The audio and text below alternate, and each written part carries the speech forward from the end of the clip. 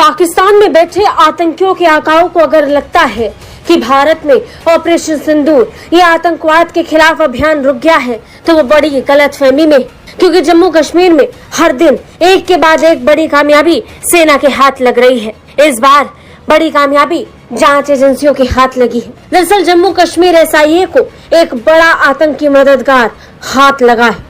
वो आतंकी जो लगातार पाकिस्तान में अपने हैंडलर्स के साथ संपर्क में था और पाकिस्तान में बैठे अपने हैंडलर्स को लगातार पल पल की अपडेट दे रहा था। सुरक्षा बल इस समय कश्मीर घाटी में आतंकवाद को खत्म करने के लिए जोरों से अभियान में जुटे हुए हैं।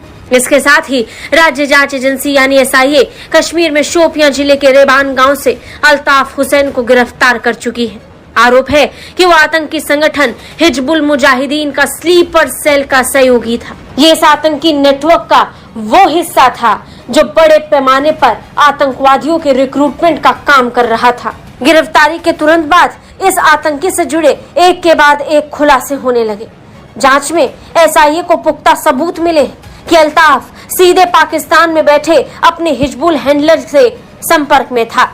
उसी के इशारे पर वो लगातार कश्मीर में आतंकी गतिविधियों में शामिल रहा। SIA की तरफ से जानकारी दी गई कि अल्ताफ कश्मीर के लड़कों को वहां के युवाओं को भड़काने, आतंकी साजिश में शामिल होने और एंटी इंडिया नैरेटिव को आगे बढ़ाने का काम करता था। भीड़ भाड़ वाले इलाकों में युवाओं के मन में नफरत फैलाने और जहर घोलने के लिए ये बड़े स्तर पर काम कर रहा था।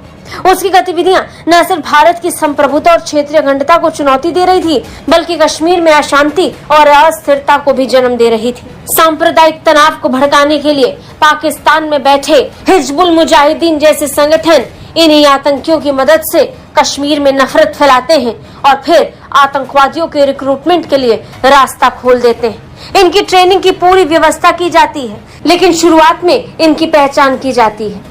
ये बिल्कुल स्लीपर सेल की तरह काम करते हैं। सुरक्षा विशेषज्ञों का कहना है कि हिजबुल जैसे आतंकी संगठन सीधे हमलों की बजाय स्लीपर सेल नेटवर्क पर ज्यादा भरोसा कर रहे हैं। ये सेल बाहर से आम नागरिक की तरह दिखते हैं, लेकिन अंदर ही अंदर आतंकियों को सूचना, फंडिंग और लॉजिस्टिक सपोर्ट मुहैया कराते हैं। इन्हें आम भाषा में आतंकी मददगार कह सकते हैं। इन्हीं आतंकी मददगारों के मदद से पाकिस्तान में बैठे आतंकवादी बड़े से बड़े आतंकी हमलों को अंजाम देते हैं। पहलगाम में भी जो आतंकी हमला हुआ उसमें कहीं न कहीं आतंकी मददगारों की भूमिका सामने आई थी। सेना ने इस पूरे जाल को ट्रैक किया और पहलगाम के आरोपियों तक पहुंचने के लिए इन्हीं मददगारों का सहारा लिया। इन मददगारों के जरिए से सेना आतंकियों तक पहुंची और उन्हें समय रहते मार गिराया।